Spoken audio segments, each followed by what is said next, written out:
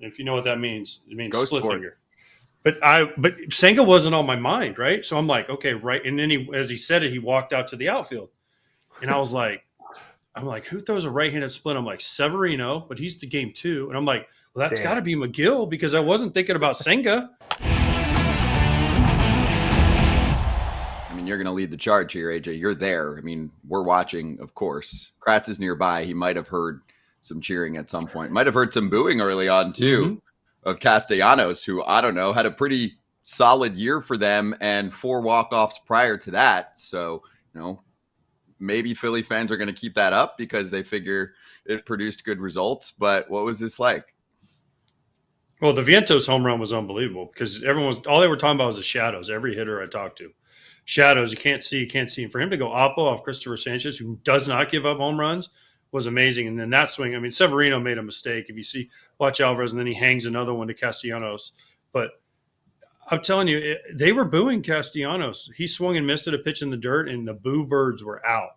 And like I said on the broadcast, man, the most important guy in this series is Nick Castellanos because they are not going to pitch to Bryce Harper. And he came through big time last night. Also, I mean, you can go about bullpen moves. You can talk about all kinds of crazy things. But, I mean, Edwin Diaz was in the 7th inning last night to try to get 7 outs.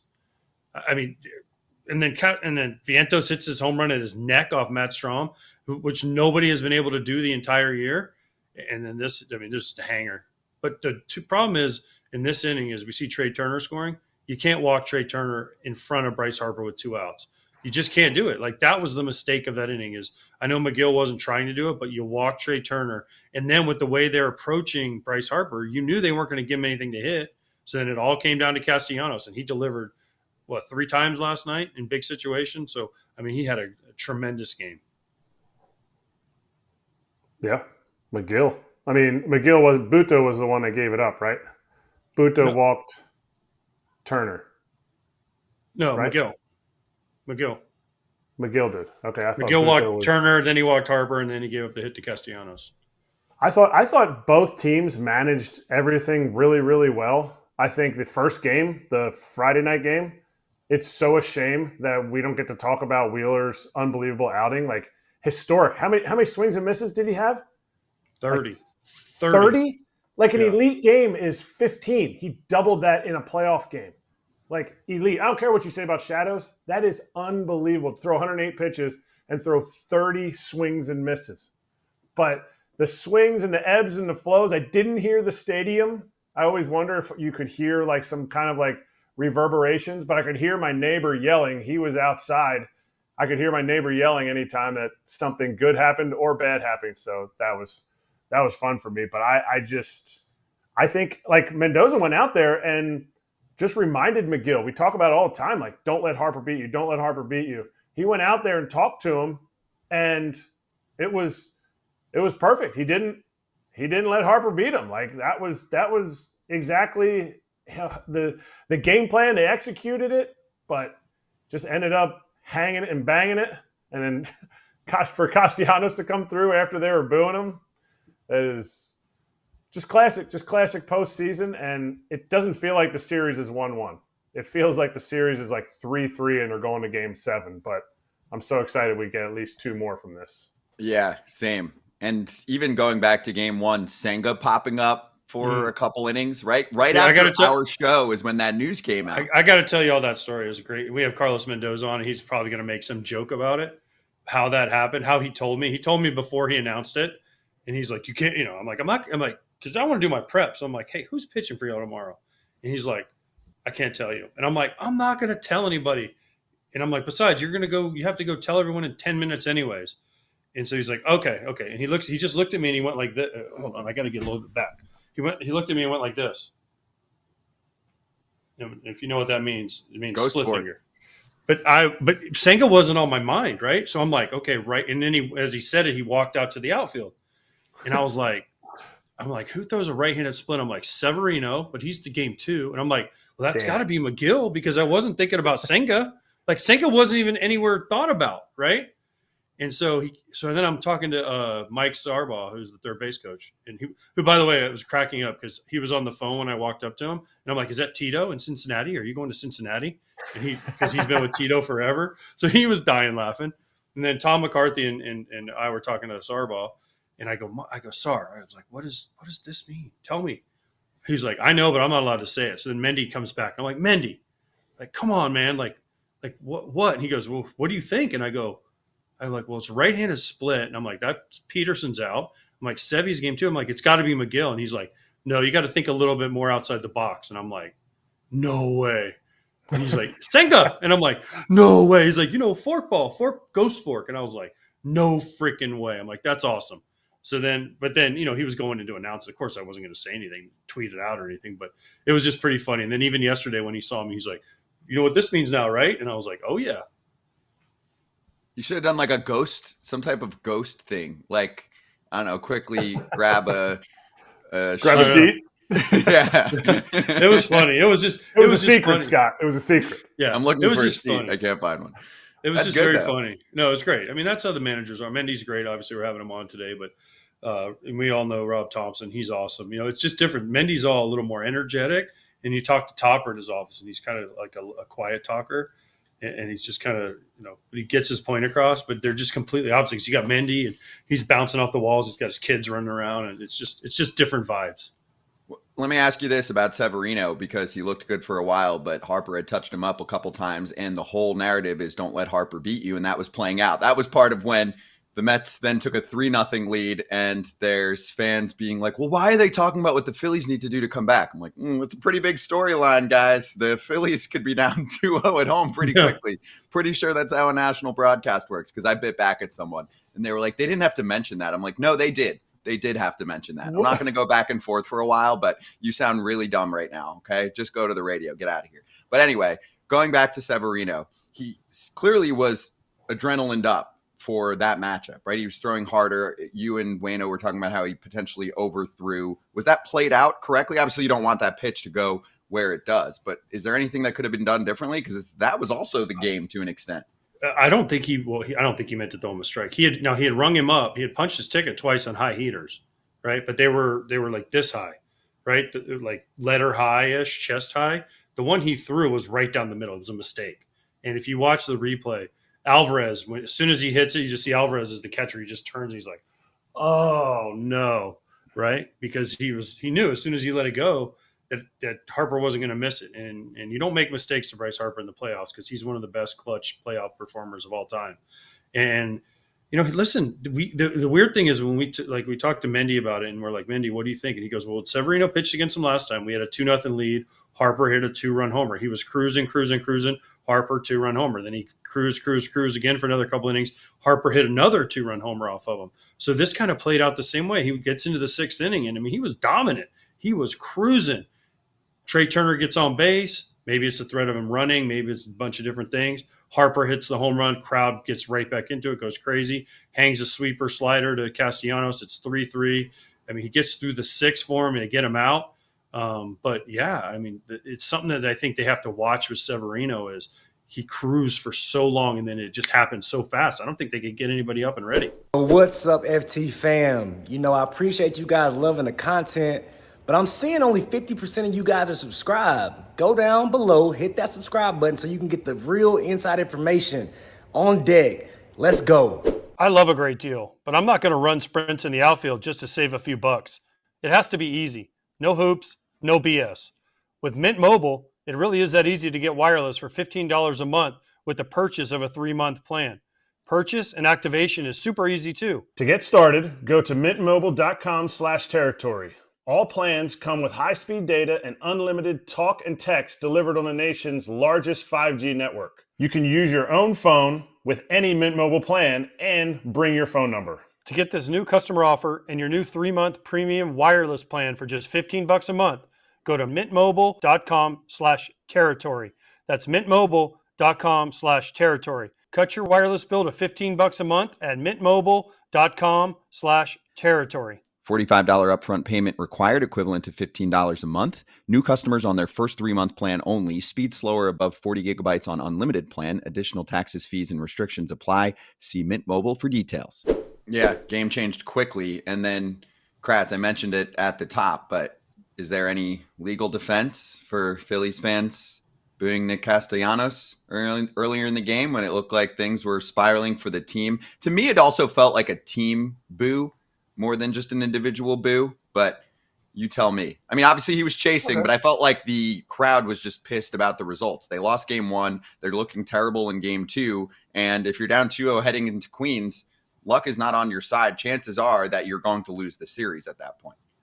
Nick has been the punching bag here for pretty much the duration of his contract. Didn't go well. His first year of the contract, all-star, second year. Now he's into his third year of the contract, and the narrative is always he had a bad start to the season. The narrative has always been, he's terrible. I don't understand.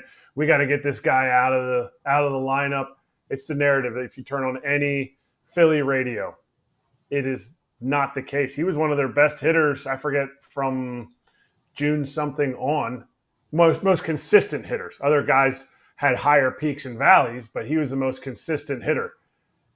To me, I think it was more of just frustration with the team. And then they saw the guy who's been the punching bag, and they see him do what they feel like the narrative, he's chasing too much. He chases too much. There's too much chase. You hear Larry Anderson and John Kruk talk about it all the time on the radio and the TV for the Phillies. And yeah, he probably chases too much. But this is a guy that I think he has 4. You said 4 walk-off hits this season. And yeah, this was 5. This was his 5th one. Yeah. And so it's one of those things that Philly fans will do what they do. And believe me, I grew up one. My family, they're Philly fans, and it's one of those things that I think it's unjust. I think it's unjust for him. It's not right because he has delivered some huge moments, and there's two of them last night. Yeah, I mean, that's his game, AJ. Dude, that is his game. Listen, the way he hit last night is the way he has to hit opposite field, right? He took the ball to right field in a couple big situations. Then he got the hanging slider and pulled it.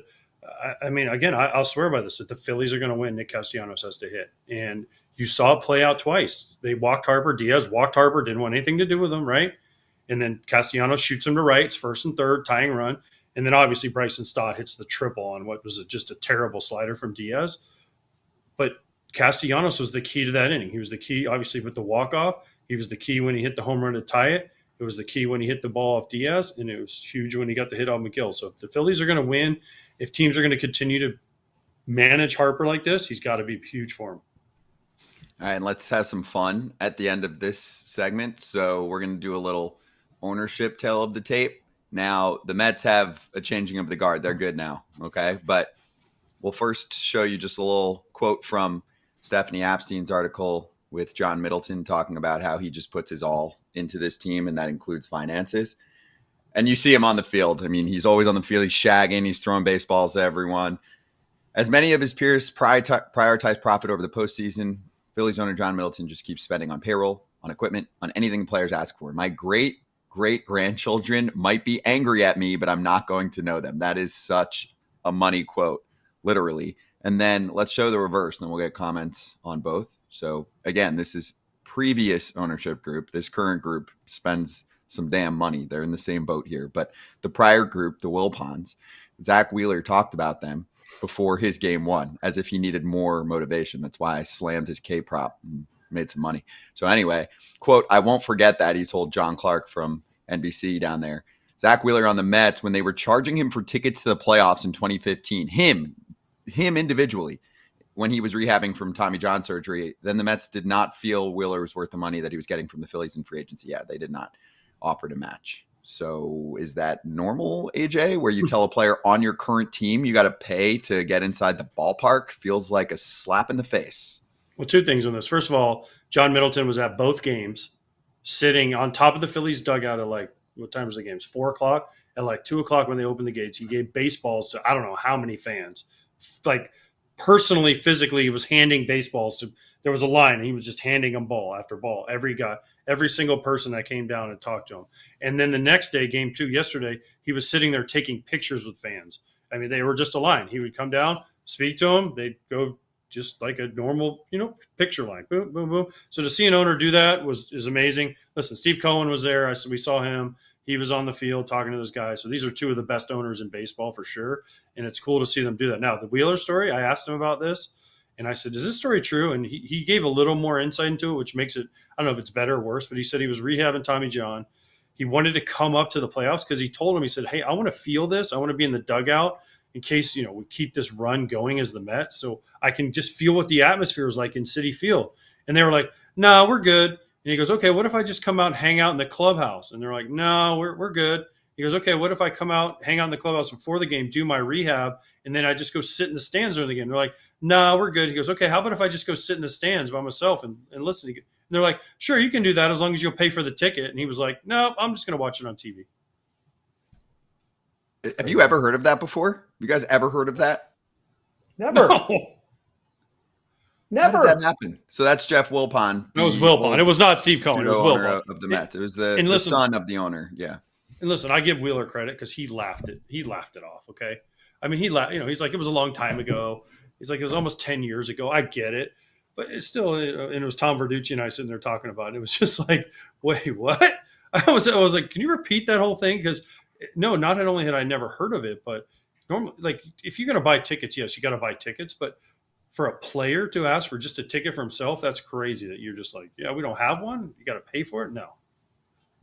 That I've never. When I first saw this, I thought it meant he had to pay for his family's tickets, which everybody has to pay for, or at least all the postseasons I've been to, you have to pay for your family's tickets. I mean, you could spend easily $10,000 on tickets if you get enough families and you go far enough. But for them to charge a player who wants to be there to watch his team, he's going to get a ring from that season, from however far they go. That is brutal. It makes me so happy that they didn't win that year. Just for that, just for the ownership to not get that satisfaction of victory. Yeah, that's dirt karma. That is dirt karma right there. And there's some other dirt karma we're going to get to coming up next. So we got a big beefy segment coming up. But first, just want to remind everyone, we have shows on both sides. So I know we were talking Phillies for a moment, and they did interview Charles Barkley recently, but Ruben, Jim, and Todd running the Phillies show. I actually see right now our Metsed Up friends in the YouTube live chat. So if you want to say hello to them, they're part of the FT fam, and maybe give them some words of encouragement after game 2. Although they're pretty pumped. I mean, you can see James is really excited there to bring the series home with a 1-1 tie right now in a best of 5. So anyway, check both of those out. Hey, everybody. Be sure to like and subscribe for more content. We're back here every weekday, all year long, so do not miss an episode. The videos are coming in all day. Here's another video you might enjoy. Baseball the way it should be covered.